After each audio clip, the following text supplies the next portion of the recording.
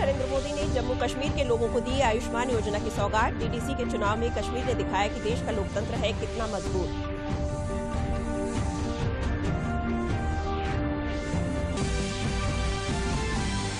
गृह मंत्री अमित शाह ने कहा कि असम की घुसपैठ और बाढ़ की समस्या का समाधान करेगी भाजपा। इस अवसर पर विरोधी दलों पर भी किए गए कड़े प्रहार।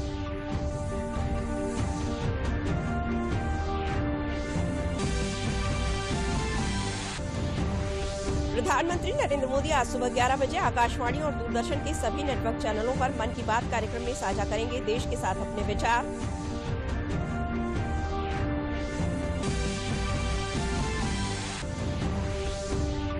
और अपर मुख्य सचिव स्वास्थ्य अमित मोहन ने कहा कि प्रदेश में 1200 नए मामले आए सामने। कोरोना संक्रमण से ठीक होने की दर 95.84% हुई।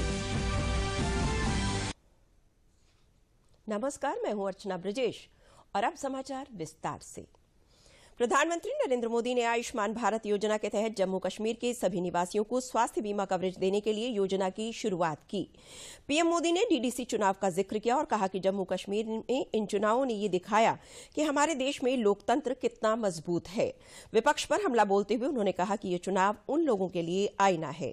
दिल्ली में कुछ लोग प्रधानमंत्री को हर दिन लोकतंत्र सिखाना चाहते हैं। शनिवार को प्रधानमंत्री नरेंद्र मोदी ने जम्मू कश्मीर को एक और ऐतिहासिक सौगात दी। वीडियो कॉन्फ्रेंसिंग के जरिए प्रधानमंत्री नरेंद्र मोदी ने आयुष्मान भारत प्रधानमंत्री जन आरोग्य सेहत योजना की शुरुआत की। सबसे बड़ी बात यह है कि जम्मू कश्मीर का प्रत्येक नागरिक इस योजना के दायरे में होगा। यानी जम्मू कश्मीर देश का पहला ऐसा क्षेत्र हो गया है जहां हर परिवार को प्रत्येक वर्ष 5 लाख रुपए तक के मुफ्त इलाज की सुविधा मिल गई है। अभी तक आयुष्मान भारत योजना का लाभ राज्य के करीब 6 लाख परिवारों को मिल रहा था। अब सेहत योजना के बाद यही लाभ करीब 21 लाख परिवारों को मिलेगा। इस स्कीम का एक और लाभ होगा जिसका जिक्र बार बार किया जाना जरूरी है।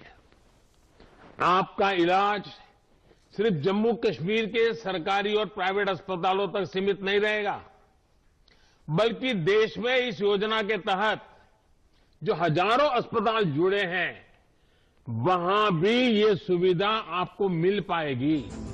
प्रधानमंत्री ने जम्मू कश्मीर में हाल ही में संपन्न डीडीसी चुनावों को लोकतंत्र का नया अध्याय बताया। उन्होंने कहा कि जमीनी लोकतंत्र को मजबूत करने के लिए पार्टी ने सत्ता सुख को भी छोड़ दिया।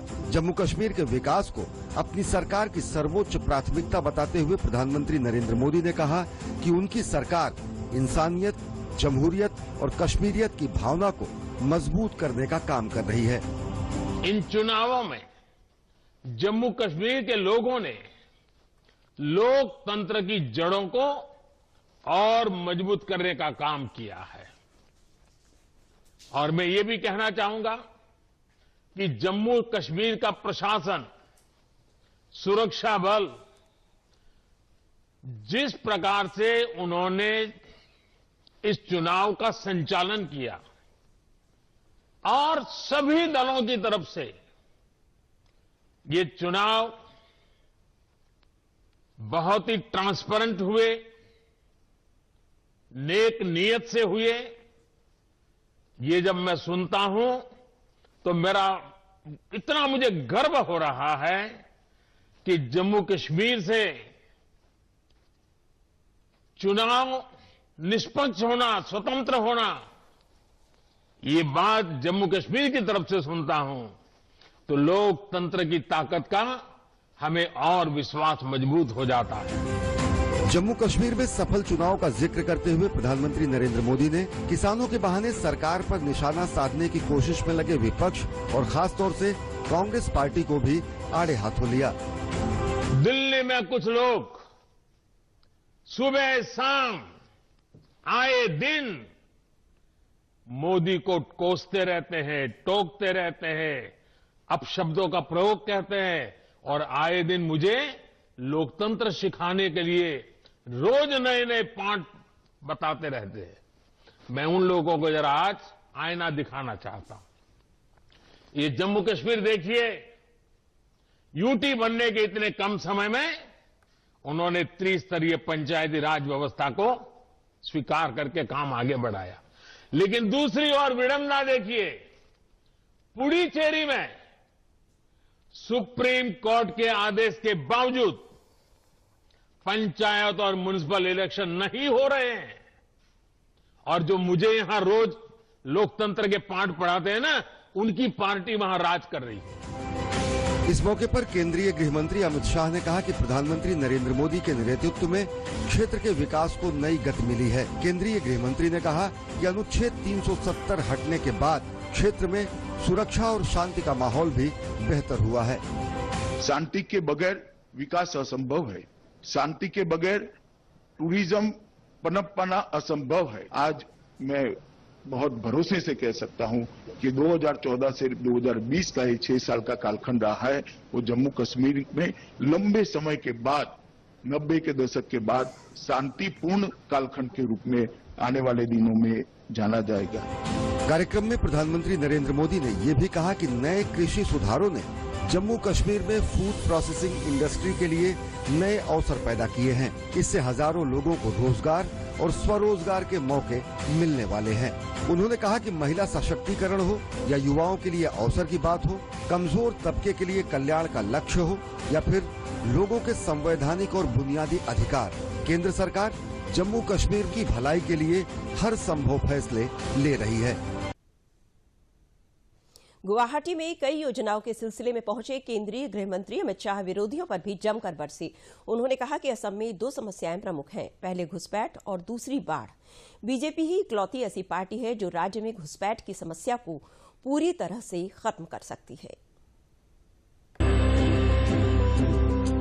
पूर्वोत्तर दौरे पर असम के गुवाहाटी पहुंचे केंद्रीय गृह मंत्री अमित शाह ने राज्य को विकास परियोजनाओं की सौगात तो दी ही, इसके साथ ही वे अपने विरोधियों पर भी जमकर बरसे। उन्होंने असम में घुसपैठ और बाढ़ की समस्याओं का जिक्र करते हुए कहा कि भाजपा ही एक ऐसी पार्टी है जो राज्य में घुसपैठ को पूरी तरह से खत्म कर सकती है। असम की सबसे बड़ी समस्या 2 ही है, घुसपैठ और बाढ़। ये कांग्रेस और बाकी सारे इन्ना गुन्ना दल है, वो घुसपैठ रोक सकते हैं क्या? जरा बताइए। घुसपैठ भारतीय जनता पार्टी की सरकार ही रोक सकती है। नरेंद्र मोदी के नेतृत्व में भाजपा सरकार ही घुसपैठ को रोक सकती है। गृह मंत्री ने कहा कि एक जमाने में यहाँ के सारे राज्यों में अलगाववादी अपना एजेंडा चलाते थे, युवाओं के हाथों में बंदूक पकड़ाते थे। आज वो सभी संगठन मुख्य धारा में शामिल हो चुके हैं। एक जमाने में सारे राज्यों के अंदर सेपरेटिस्ट अपना एजेंडा चलाते थे, युवाओं के हाथ में बंदूक पकड़ाते थे। आज सारे हथियारी ग्रुप धीरे धीरे धीरे मुख्य प्रवाह के अंदर शामिल हो गए हैं और आज युवा अपने नए स्टार्टअप के साथ, विश्व भर के युवा के साथ स्पर्धा कर अपने अष्टलक्ष्मी को भारत की अष्टलक्ष्मी बनाने की दिशा में आगे बढ़ रहे हैं। दिल्ली और उसके आसपास हो रहे किसान आंदोलन को लेकर गृह मंत्री ने चर्चा कर समाधान ढूंढने की अपील की। कुछ लोग कृषि सुधारों के लिए बड़ा आंदोलन कर रहे हैं। मैं सभी को आज के मौके पर अपील करना चाहता हूं कि आप मेन स्ट्रीम के अंदर आइए, सरकार के साथ चर्चा करिए और सरकार के साथ चर्चा कर समस्या का समाधान ढूंढिए। केंद्रीय गृह मंत्री ने असम के लिए कई मेगा परियोजनाओं की शुरुआत की, जिसमें असम दर्शन योजना भी शामिल है। इसके तहत 8000 नाम घर लोगों को 2.50 लाख रुपए की वित्तीय सहायता देना शामिल है।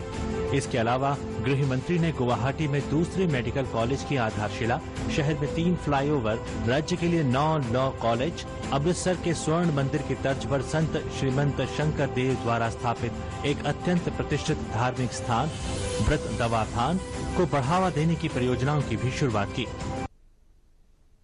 प्रधानमंत्री नरेंद्र मोदी आज सुबह 11 बजे आकाशवाणी पर मन की बात कार्यक्रम में लोगों के साथ अपने विचार साझा करेंगे। ये कार्यक्रम आकाशवाणी और दूरदर्शन के सभी नेटवर्क और आकाशवाणी समाचार की वेबसाइट www.newsonier.com और न्यूज ऑन मोबाइल ऐप पर भी प्रसारित किया जाएगा।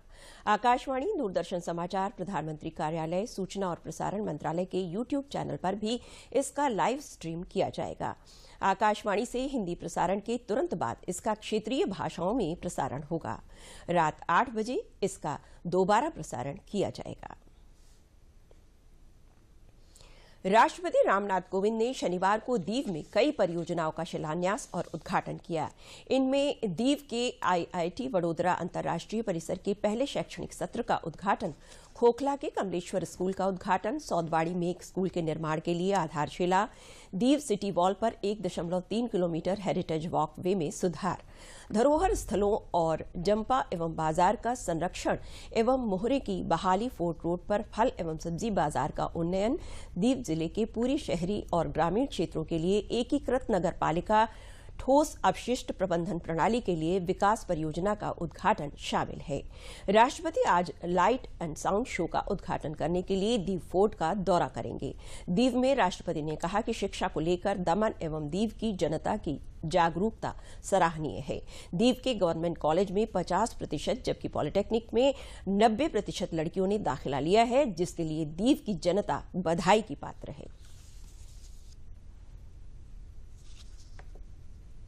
शिक्षा ही मानव विकास का आधार होता है। इसलिए दीव में एजुकेशन हब स्थापित करने की संकल्पना सराहनीय है।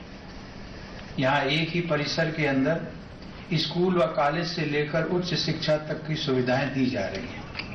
मुझे बताया गया है कि गवर्नमेंट कॉलेज में 50% से अधिक और पॉलिटेक्निक में 90% से अधिक बेटियों ने नामांकन कराया है। बेटियों की शिक्षा, विशेषकर वोकेशनल एजुकेशन के प्रति आप सबकी जागरूकता के लिए मैं आप सभी को बधाई देता हूं। प्रदेश के अपर मुख्य सचिव सूचना नवनीत सहगल ने प्रेस वार्ता में कहा कि प्रदेश में कोरोना संक्रमण में कमी आ रही है, फिर भी सभी को सावधानी बरतने की आवश्यकता है। उन्होंने लोगों से अपील की है कि मास्क पहनें, हाथ साबुन से धोते रहें, सैनिटाइजर का प्रयोग करें और भीड़भाड़ वाले इलाकों में जाने से बचें। उन्होंने बताया कि पड़ोसी राज्य दिल्ली में संक्रमण बढ़ने से सीमावर्ती जनपदों में कुछ केस बढ़े थे। उन्होंने बताया कि प्रदेश का ये बड़ा अचीवमेंट है कि पूरी व्यवस्था में शुरू में मार्च में 72 टेस्ट प्रतिदिन करने की क्षमता थी, जो अब बढ़कर 1,90,000 टेस्ट प्रतिदिन किया जा रहा है। इसी अनुसार टेस्ट प्रतिदिन किए जा रहे हैं। उन्होंने बताया कि अब तक 2.32 करोड़ से अधिक कोविड-19 के टेस्ट किए जा चुके हैं, जो कि पूरे देश में अब तक का सर्वाधिक है। मिशन रोजगार के अंतर्गत प्रदेश में युवाओं में को अधिक से अधिक रोजगार के अवसर उपलब्ध कराने की एक कार्य योजना पर काम चल रहा है। माननीय मुख्यमंत्री जी ने समीक्षा की है। सभी आयोगों को, निगमों को, परिषदों को, विभागों को निर्देशित किया है तथा उसकी लगातार समीक्षा भी चल रही है कि उनके यहाँ जितनी रिक्तियां हैं उन रिक्तियों को शीघ्र भरने की प्रक्रिया तेज की जाए और पारदर्शी तरीके से ये रिक्तियों को भरने की प्रक्रिया की जाए। और ये 4 लाख नौकरियां 4 साल में देने का लक्ष्य है, जो कि लगभग पूरा हो रहा है।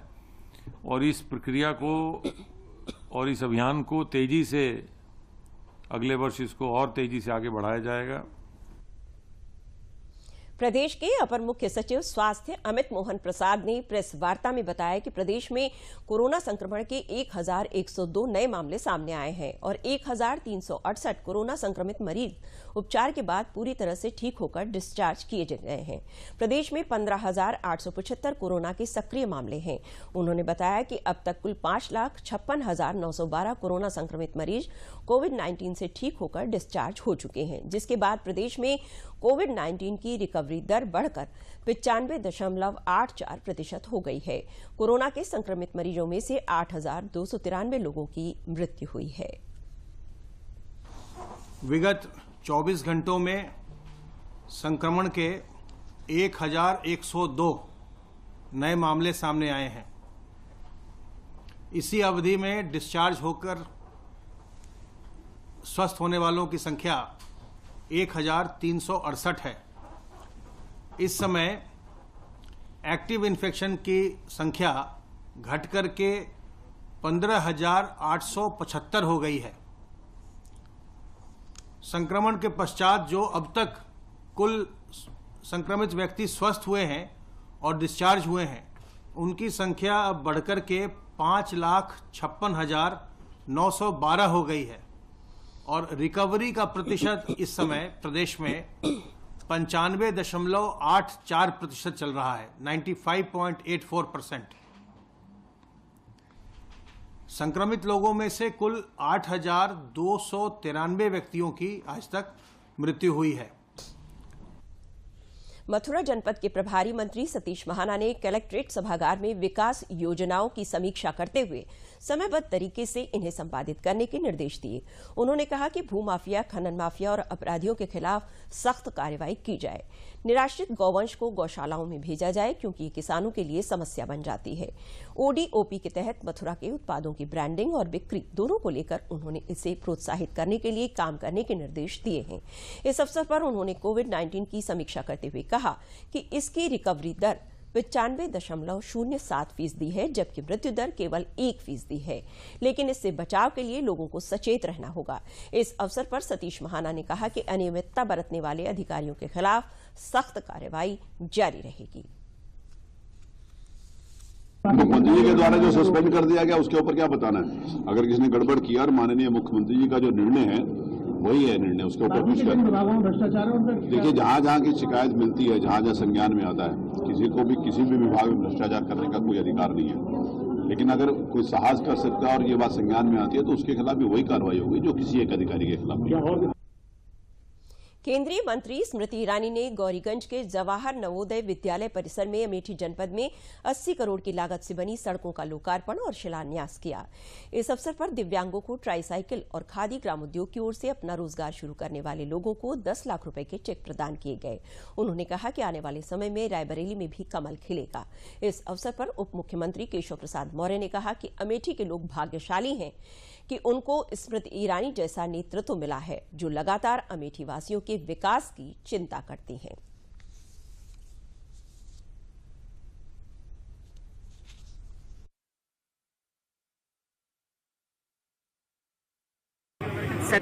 साल 2019 से सांसद के नाते मैंने जो आग्रह अमेठी की जनता की ओर से यहाँ पर प्रस्तुत किए, उत्तर प्रदेश सरकार ने उन्हें स्वीकारा।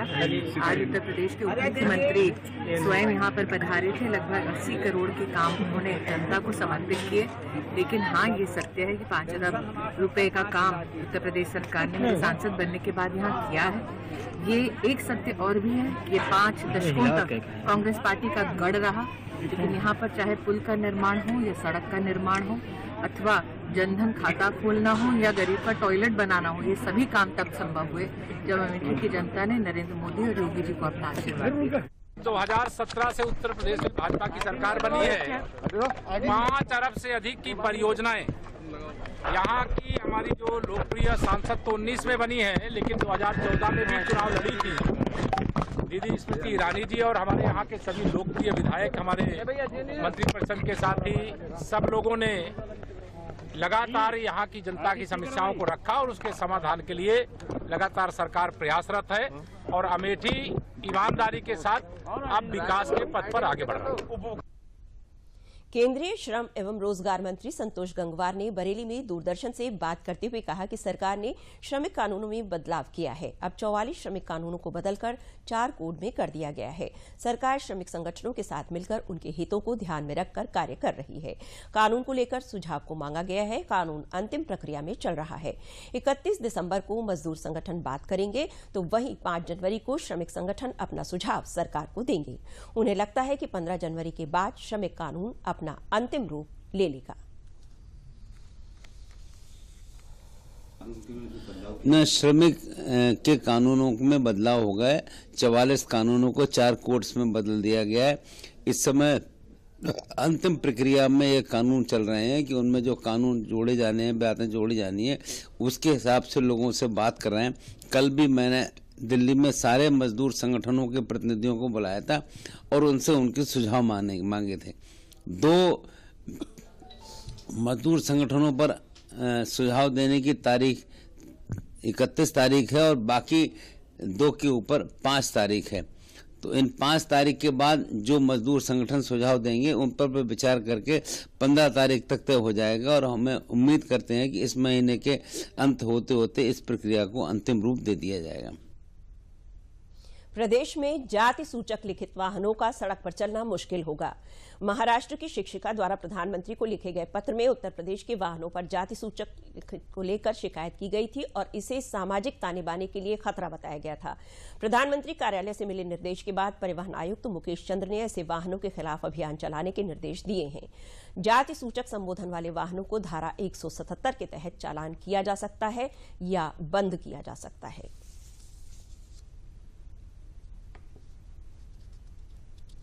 प्रदेश में पंचायत चुनाव की तैयारियां जोरों पर है। 25 दिसंबर की रात से प्रदेश के 58,000 से अधिक ग्राम पंचायतों का कार्यकाल समाप्त हो गया है। वोटर लिस्ट और आरक्षण सूची और परिसीमन का काम अंतिम चरण में है। प्रदेश सरकार ने सारे प्रधानों के कार्यों की जांच कराने के निर्देश दिए हैं कि उन्होंने सरकारी धन का उपयोग सही ढंग से किया है या नहीं। जिला पंचायत अधिकारी के नेतृत्व में ग्राम पंचायतों की जांच की जाएगी। यदि किसी प्रधान द्वारा धन में गड़बड़ी करने के साक्ष्य मिलते हैं या किसी प्रकार की अनियमितता पाई जाती है तो उसके खिलाफ कार्रवाई की जाएगी। यदि ऐसा होता है तो कई प्रधान चुनाव लड़ने से वंचित हो सकते हैं। हापुड़ जनपद में प्रधानमंत्री आवासीय योजना गरीबों के लिए लाभकारी साबित हुई है। पीएम आवासीय योजना का लाभ मिलने से लाभार्थी काफी खुश नजर आ रहे हैं। योजना का लाभ मिलने से पहले लाभार्थियों को कच्चे मकानों में ठंड और बरसात में परेशानियों का सामना करना पड़ता था। प्रधानमंत्री आवासीय योजना का लाभ मिलने के बाद अब वो पक्के मकान में रह रहे हैं, बरसात और ठंड से बच रहे हैं। लाभार्थी सुरेश, मालती, नीलम और प्रीति का कहना है कि पीएम आवास योजना का लाभ मिलने से पहले उनका मकान कच्चा था। उनके मकान पर पक्की छत भी नहीं थी। उनको ठंड में सर्दी का भी सामना करना पड़ता था।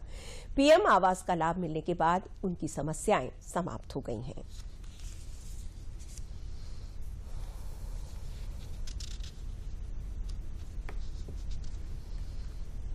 जी, हमारा कच्चा मकान था। जब से हमें ये पता लगा कि मोदी जी ने मकान बनवाए हैं तो हमने फार्म भरा। तो फार्म भर के हमने सुविधा कर ली, अपने लिए पक्का मकान बना लिया है। हमें पानी की भी बहुत परेशानी थी और कच्चा मकान था, हमें सर्दी भी लगा करती थी। अब उससे सर्दी नहीं लगती। हमारा प्रधानमंत्री आवास योजना के अंतर्गत मकान बना है। पहले हमारा कच्चा मकान था, बहुत दिक्कतें होती थी, बरसात में परेशान हो जाया करते थे। फिर हमने प्रधानमंत्री आवास योजना का लाभ उठाया और हमारा मकान बन गया। प्रधानमंत्री आवास योजना ने बहुत अच्छा काम करा है। हम तो ये चाहते हैं कि आगे से आगे और लोग भी इस योजना का लाभ उठाएं। मोदी जी की तरफ से योजनाएं थी, इसका लाभ मिला है। हम पहले कच्चे मकान में रहते थे, बहुत धूल मिट्टी थी, घर में पानी टपकता था और हमने बहुत परेशानी झेली है। बस इस वजह से हमने फार्म भरा था, उसमें पैसे आए थे 2.5 लाख का। तो उसमें 3 किस्तें हैं। वो तीन किस्तों द्वारा हमें पैसा मिला है और हमने अब पक्का घर बनाया, उसी में हम रह रहे हैं। मोदी जी का हम बहुत धन्यवाद करना चाहते हैं। मैंने जो प्रधानमंत्री मोदी योजना से जो मकान बनाया है, अब से पहले मेरे मकान की स्थिति ऐसी थी कि जाड़ों में हमारे रहने का ठिकाना नहीं था, क्योंकि हमारा ठिकाना बिल्कुल ख़राब था। हमें जैसे ही पता लगी कि प्रधानमंत्री मोदी जी द्वारा हम ये प्रधानमंत्री आवास योजना के फॉर्म भरे जा रहे हैं, तो हमने अधिकारियों से बात की, अपने जो कागज़ हैं वो दिए। उसके बाद हमने प्रधानमंत्री मोदी योजना से फार्म भरा। अधिकारियों ने खूब अच्छा कोऑपरेट किया है मकान के पैसे दिलवाने में, और अब हम अपने मकान में हैं और प्रधानमंत्री मोदी जी का धन्यवाद कहते हैं कि उन्होंने हमें प्रधानमंत्री आवास योजना से जो मकान बनवाया है उसका बहुत बहुत धन्यवाद कहते हैं मोदी जी को। प्रदेश में मुख्यमंत्री योगी आदित्यनाथ द्वारा चलाए जा रहे मिशन शक्ति अभियान का बेहतरीन उदाहरण उन्नाव अजगैन के भौली गांव में देखने को मिला। इस गांव की महिलाएं अपनी जरूरतों के लिए शहर का रुख बेहद कम करती हैं, क्योंकि उन्होंने इसी गांव में सिलाई, कढ़ाई, ब्यूटी पार्लर जैसे उद्यम का प्रशिक्षण प्राप्त करके गांव में ही रोजगार जुटा लिया है। इस मौके पर प्रधानमंत्री जन कल्याण प्रचार प्रसार अभियान की महामंत्री डॉक्टर श्रेया प्रजापति ने प्रशिक्षार्थियों को प्रशिक्षण पत्र देते हुए कहा कि सचमुच मुख्यमंत्री योगी आदित्यनाथ के मिशन शक्ति की प्रेरणा स्रोत ये गांव बन रहा है, जहां के गांव की लड़कियां स्वावलंबी बनकर जनपद का नाम रोशन कर रही हैं। स्वावलंबन, आत्मसम्मान और सुरक्षा महिलाओं को प्रदेश में और महिलाओं को और बालिकाओं को दी जाए, तो उसी के क्षेत्र में ये एक नया कदम यहाँ पर निर्मल जन कल्याण शक्ति और ललित कला संस्थान द्वारा यहाँ पर भौली गांव में, उन्नाव में शुरू किया गया है। और उसी स्वावलंबन के क्षेत्र में यहाँ लगभग 60 बच्चियों को सिलाई, कढ़ाई और ब्यूटिशियन का प्रशिक्षण दे करके और उनको चित्रकला का और उनको आत्मनिर्भर बनाने का प्रयास किया जा रहा है। ट्रेनिंग कर चुकी कई लड़कियां और महिलाएं अपने पैरों पे खड़ा होकर रोजगार कर रही हैं, आत्मनिर्भर बन गई हैं। गांव में ही रोजगार उनको मिला है। उत्तर प्रदेश के होमगार्डों के लिए सरकार द्वारा लाए गए नए अध्यादेश से होमगार्डों में खुशी की लहर है। नए अध्यादेश में ड्यूटी के दौरान अपंग होने वाले होमगार्ड के परिवार को नौकरी दी जाएगी, जिससे उसके जीवन यापन में आने वाली दिक्कतें दूर होंगी। Commandant general home guard Vijay Kumar ने बताया कि होमगार्डों की पारिवारिक स्थिति इस अध्यादेश के आने के पहले होमगार्ड के जवान अपने आप को बहुत ही असुरक्षित महसूस करते थे। अगर ड्यूटी के दौरान कोई हादसा हो जाता था तो उनको सरकार की तरफ से किसी भी प्रकार की सुविधा मुहैया नहीं होती थी और उनकी नौकरी भी खत्म हो जाती थी, जिससे सुचारू रूप से चलने वाला एक परिवार पूरी तरह से बिखर जाता था।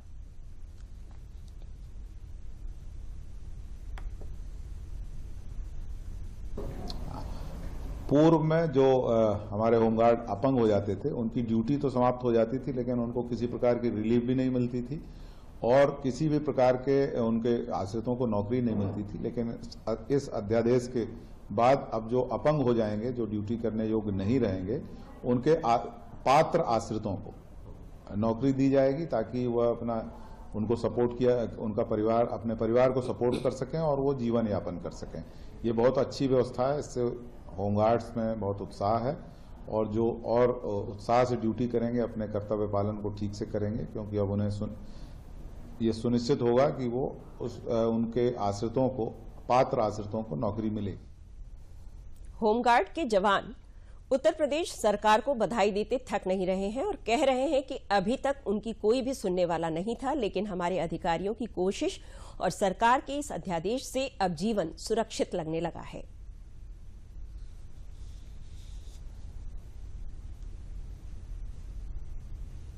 बहुत अच्छी चीज है सर, बहुत बढ़िया है। कम से कम कुछ तो मिलेगा, ऐसे तो कुछ नहीं मिलता था, लेकिन अब एक आदमी को नौकरी मिल जाएगी, या लड़का हो या उसकी बीवी हो, कोई भी हो, बहुत अच्छी चीज है। सरकार की तरफ, सरकार को हम धन्यवाद देना चाहते हैं। बहुत हमारे लोगों के लिए अच्छा किया। और अंत में इस बुलेटिन के प्रमुख समाचार एक बार फिर। प्रधानमंत्री नरेंद्र मोदी ने जम्मू कश्मीर के लोगों को दी आयुष्मान योजना की सौगात। डीडीसी के चुनाव में कश्मीर ने दिखाया कि देश का लोकतंत्र है कितना मजबूत।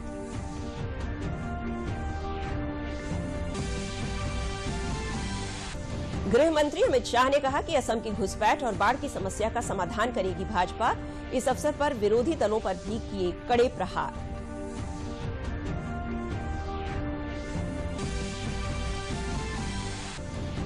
प्रधानमंत्री नरेंद्र मोदी आज सुबह 11 बजे आकाशवाणी और दूरदर्शन के सभी नेटवर्क चैनलों पर मन की बात कार्यक्रम में साझा करेंगे देश के साथ अपने विचार।